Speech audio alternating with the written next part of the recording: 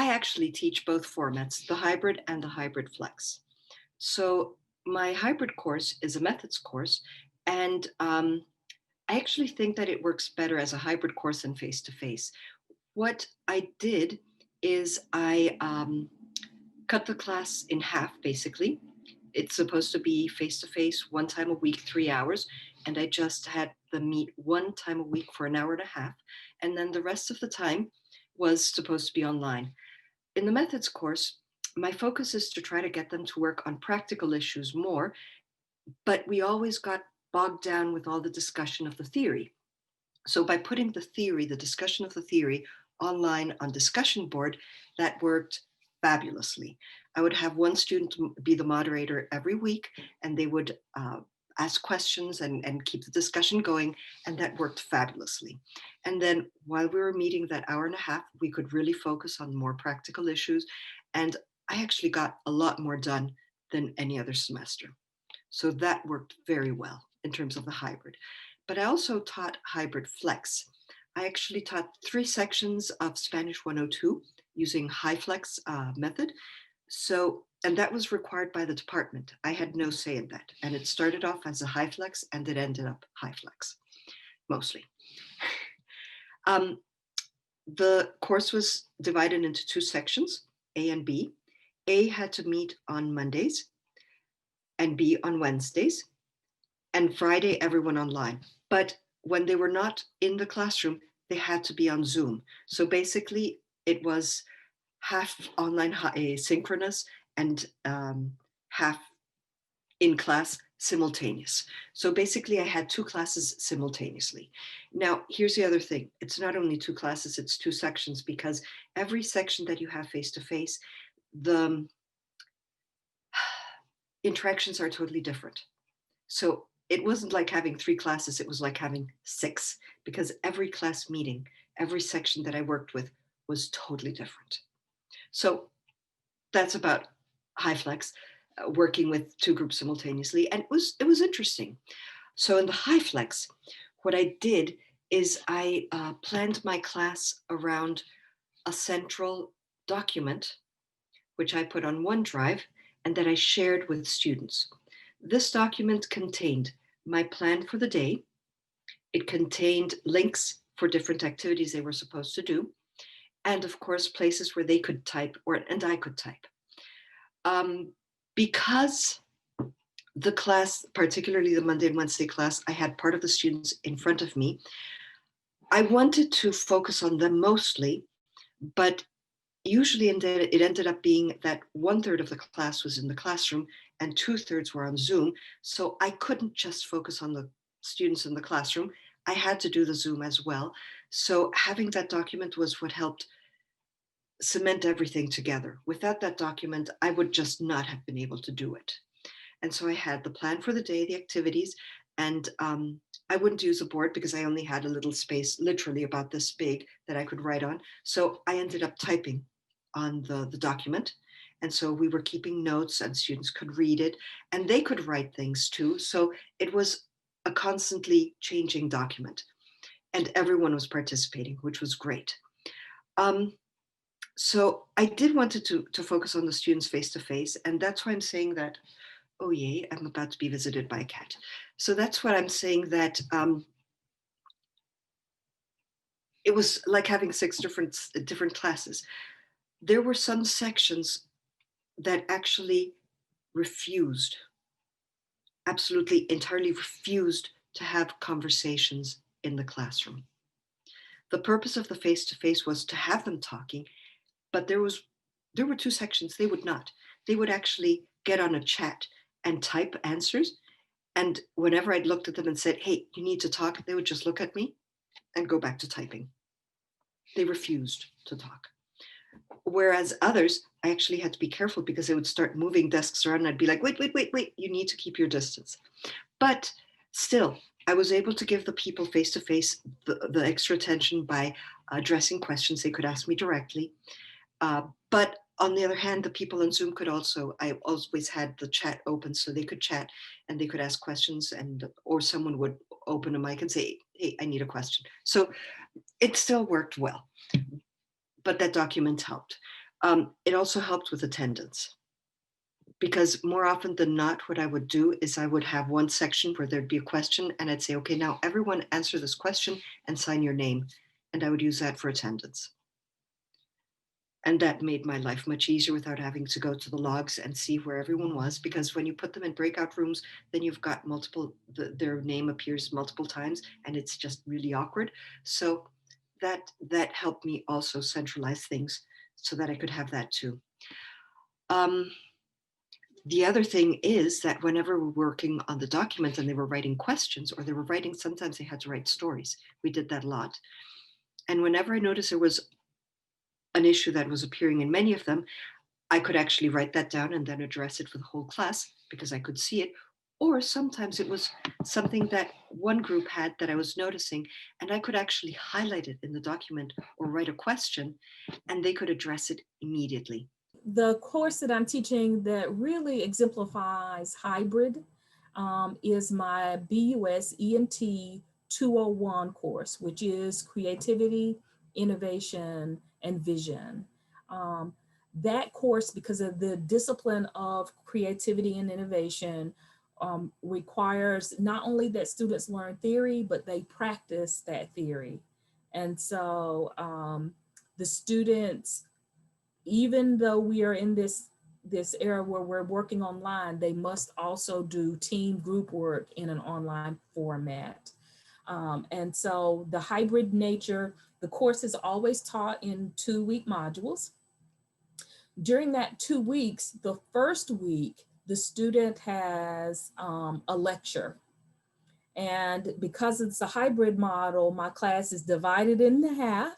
And I have on Tuesday one set of the students, and I do that lecture for them. And then on Thursday, there's another set of students, and I do the online lecture with them. And then online, there are parts of the module that are provided to them online. So in essence, they're supposed to come to class and listen to me on one part of it, and then they go online and they see other things that continue the lecture for the week. And then on the second week, the first part of the week, everybody is supposed to do a group activity that is based on the lecture from the first week. And then at the end of the week, they have a test that tests them on the content. So the second part of the module, that second week, I'm available in the classroom if students want to come and talk about their projects, or they want to come and review for the test. But all of their work is with their groups or for the test individually in an online format that second week. Everything is. So generally you have more students come the first week than you do the second week because they're not required to be there. But you have some students, particularly I had, sometimes I'll have a freshman who's really still trying to get acclimated, and they want to be there every chance they get to be there. And so I am there, and I can help them work out problems and those kinds of things. And so that worked out really well for me. When I started to prepare it, first I wanted to make sure that it was available for as many students as possible. And so I outlined as far as what students would be able to attend the lectures. And then on the Canvas site, I incorporated the Zoom plugins that were available with Canvas, and also made it so that it was integrated well into Canvas so that students could go to the Zoom link, they could access the recordings that would be available Monday, Wednesday, and Friday. I also made it so that it was recording. So whenever they would go into it, it automatically start recording, and then it's available later on in the week that the students could watch later. And then the students who were attending the courses, I didn't make any of it required to attend. So when the students were coming on Wednesdays and Fridays, if they weren't able to make it on Wednesday and Friday, they could go back into Canvas, open up the Zoom link, and be able to watch it later. Other things that I incorporated into Canvas is I restructured everything inside the modules to make it more easy and streamlined for students. I made it more user-friendly. Everything on the web page, on the home page that I had, made it easy for them to access the Zoom links. made it easy to access the announcements. I also started incorporating more video announcements for the students so that they weren't just going through and reading emails all the time from faculty, that they could go in and I would present a live announcement saying, hey, this is what's coming up this week. Remember to do this part of the assignments and accomplish this part of the assignments. So preparing for the class and preparing for the hybrid model, I really spent a lot of time revamping Canvas and my knowledge and awareness of Canvas, trying to incorporate more modalities that I could access the students, whether it was through email or through video lecture or video presentations of some sort, as well as opening different forums that the students can communicate with each other. So that was one of my biggest approaches, is I wanted to make sure that I could connect with students in as many means as possible. And I think that Canvas was really a huge help in this regard. For CST 105, we decided to use a hybrid approach. And this was done for a number of reasons. But our CST course is typically taught for many of the sections on Monday, Wednesday, and Friday for 50 minutes. And when we learned that we were going to need to move to smaller sections of students due to classroom space, we went ahead and made the decision to just have them either come on Monday or Wednesday. We split the class in half, and then the remainder of the course would be online. So our hybrid has students coming for 50 minutes, 1 day a week, and then the rest is online. So what worked well for us was that our instructors were able to have smaller classes. So instead of a group of 25 students, they were working with a group of 12 or 13 students. Other things that worked really well, we were able to design modules. So myself and a couple of instructors worked hard throughout the semester to design modules that we put into the Commons through Canvas. And basically those modules would have 2 due dates for the most part. There was one due date where students would complete a quiz, but it wasn't just a quiz. It was like we would incorporate videos and memes and just content about the topic. And then we would, right below that, we would have a quiz question. So we did it through quizzes, and we embedded the videos and memes and GIFs. To make it interesting, and we let students complete those or ask them to complete them before coming to the actual physical classroom. And so they had unlimited time. We encouraged them to use the textbook and read through the text and go through the videos and take the quiz. But what we found was that students actually came to the classroom much more prepared than they were before. So when I was in classrooms observing, I would see students have pages and pages of notes because they actually were taking notes and learning from the quiz process. So that worked really well. We also tried to sort of scaffold the assignments and the due date. So each student had 2 due dates. They had the one right before they came to class. And that was the quiz. And then after that, they would have several days later, they would have a discussion post due, and then any other assignments that were required for the course in terms of speech development, etc. So those, I think, were some of the things that worked fairly well for the course. I teach exclusively in the apparel design concentration. And I had beginner sewers, beginning sewing type of class all the way up to junior level advanced pattern and design. So for instance, with the beginning, we're trying to just understand the different ways fabrics can be joined to make garments, and what are some professional standards for getting things to look good, and a lot of just making things. So it's skill based a lot more than having discussions. So like I didn't use discussion boards a lot in my classes because we weren't trying to talk about different ideas and so on. It was more like, this is how you do a French seam. Try to do it, but then the online part of it,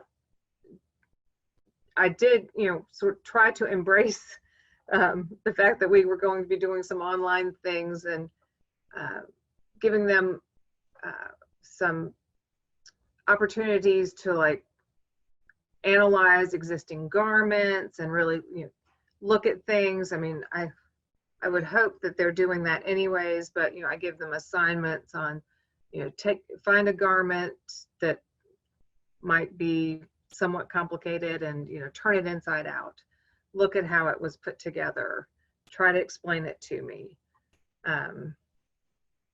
those kind of things, just to hopefully make the connection of what they're doing face to face with what they're hopefully designing down the road.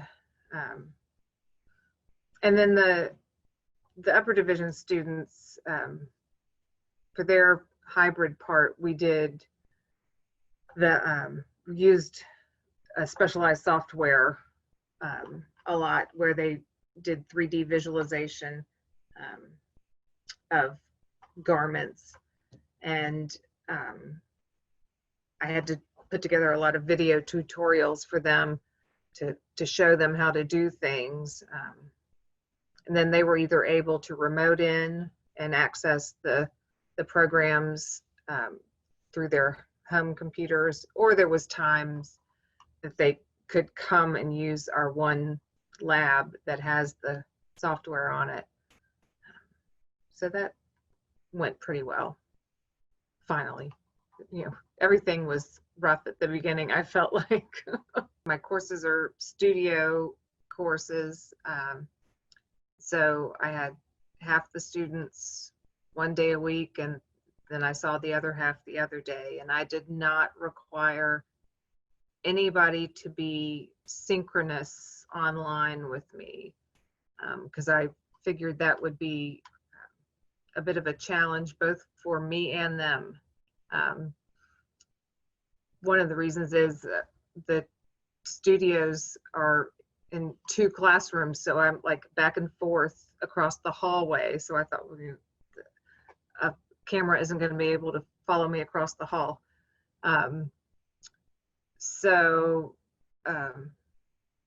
Yeah, I had to reduce the amount of normal in-class studio work and replace it with online assignments for the hybrid part.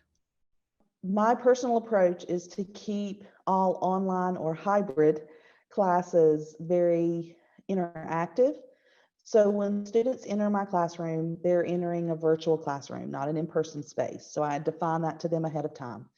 And hybridly in the School of Education has room 227. That classroom is set up to effectively have what I need to do this interactively. So to do that, I have students come into my class.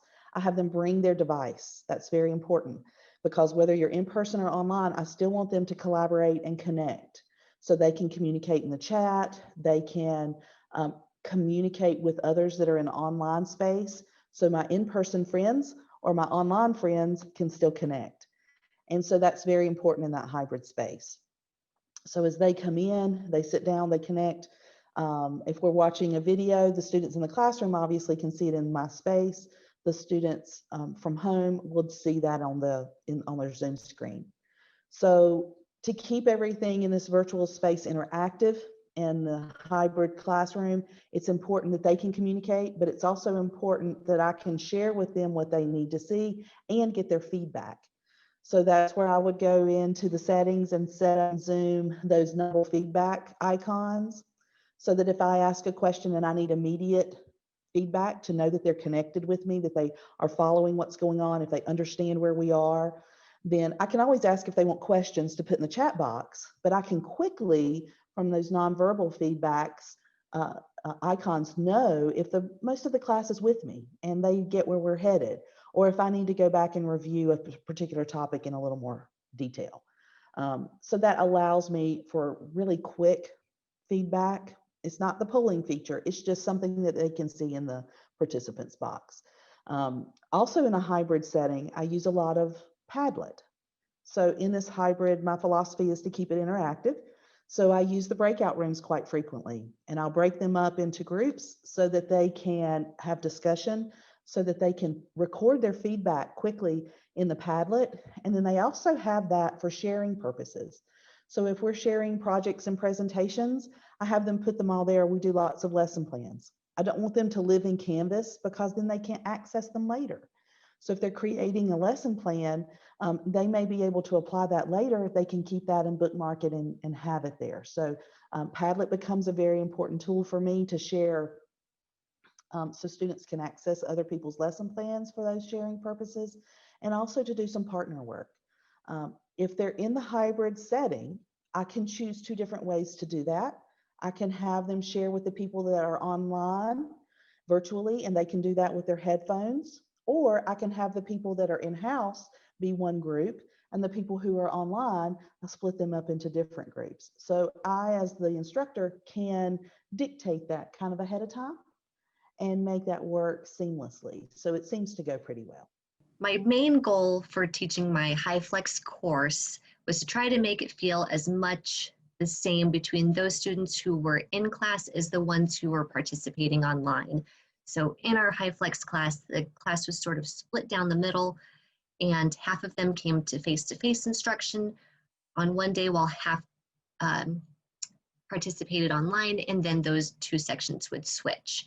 And it was really left up to the student as to whether or not they wanted to participate online that day or in person, but we had to have set days of who was where, when, for means of tracking. The big goal was to try to make it feel the same between those two different cohorts as much as possible. Props, as I was saying, to Panopto for having a really nice format for that. I liked how the students could flip back and forth between showing the slides big versus showing me writing on the board big, in case we were covering some type of pertinent material that wasn't in the slides. That was really beneficial. I liked that they could ask questions, and if I missed a question, my students were really good about flagging me down. Hey, you missed a question, go back, so I could get out of the presentation mode and read questions. That was really helpful. They can speak to each other. They can help answer each other's questions, which happened every now and then, which was very, very nice in the discussion portion of that. And then I could go back and read through their questions after the fact and reply to certain questions if I had missed them or wanted to elaborate more on something that came up later in class. So I felt like the software itself was really, really powerful and did a phenomenal job of trying to make students feel like they're all together, even though we're, I've got students in Washington and all over. So that felt very, very nice. I appreciated the software and what it was able to allow us to do, even though we're socially distanced.